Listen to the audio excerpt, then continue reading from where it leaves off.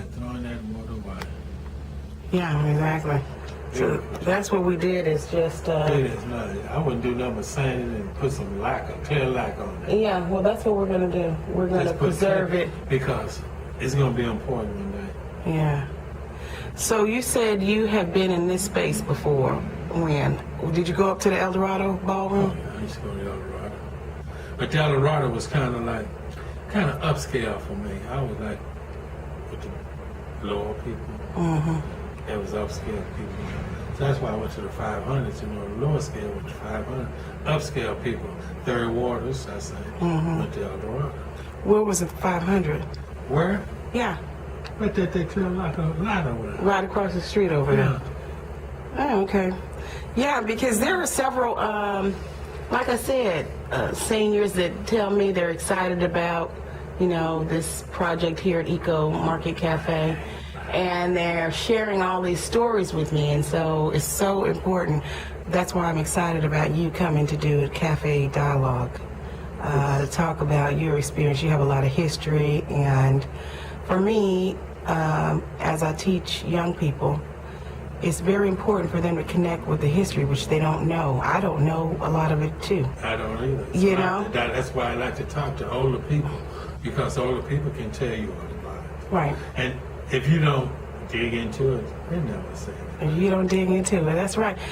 Now, you mentioned to me, first of all, you're an antique dealer, and I done bought antiques from you. And I came over there today to see what you had. But you said that you picked cotton, which is... In a leaf, yes. In the 50s, 52, 50. In a leaf. So a leaf was a cotton field. Yes, it was owned by... We can go to the family house, still down Boone's Road, off of Bel Air. The plantation. Boone and Bel Air. Yeah, the house is on Boone's Road. Is it still standing? It's still a pretty white frame house. Yeah, wow. I used to go there and get paid in the evening. You get paid every day. How old were you when you were picking cotton? 12. 12 years old. Picking 300 pounds a day. Wow. That was a lot. It's hard to do. And let me ask you this, was the heat like it was now, like it is now? We're looking at 90, 100 something degree. The record books tell you the temperature each day. Wow. It's in the record books. Yeah. And that's what stopped you from picking cotton is the sun. Yeah. You can do it if the sun wasn't shining. You know what you have to do? The guy told me, if you want to pick a lot of cotton, you got to brainwash yourself that the sun ain't shining. Keep telling yourself, it's a cloudy day. It's a cloudy day. Wow. The sun ain't shining. And pretty soon you'll believe the sun, but it'll be beaming down just like it is. But you got to brainwash yourself. You know how white people brainwash you? You got to brainwash yourself to pick a lot of cotton. And that's what you do. You say the sun ain't shining. It's a pretty day. It's a cloudy day. 12 years old. Who had you out there picking cotton at 12 years old? Nobody. I wanted to do it. My mother say you crazy. Why you want to do that? I say other people is doing it, and I've been reading about slaves did it. I want to do it. See what I can do. She said you don't have to do it. How much money did you make? I was making more money than grown men. The best job was Sheffield Steel. You heard of Armco Steel? It was Sheffield for Armco Steel. Those men were only making 92 cents an hour. They weren't making $10 a day. I was making $10.50 a day. But it was hard. Very hard. A lot of hard work back in those times. It's interesting to me because... But cotton picking is the hardest thing under the sun. Nothing on this earth is harder than picking cotton. Have you ever picked up a bowl of cotton? See how soft, light cotton? Yeah. To get 100 pounds. 100 pounds. Yeah, you're right. We don't even think about that. No. Cotton is very light. Yeah, that's right. It takes a lot of it to make 100 pounds. Yeah. And you got to do it in the sun. Dragging 70 and 80 pounds. How did you do it as a 12-year-old? That's what I'm trying to say. I was a worker. Yeah. I was a slave. Yeah. I wanted to do it like the slaves did it. The slaves did it. Do you know they had little boys that's 12 years old doing the same thing I was doing? Doing slavery, real slavery. You don't understand that.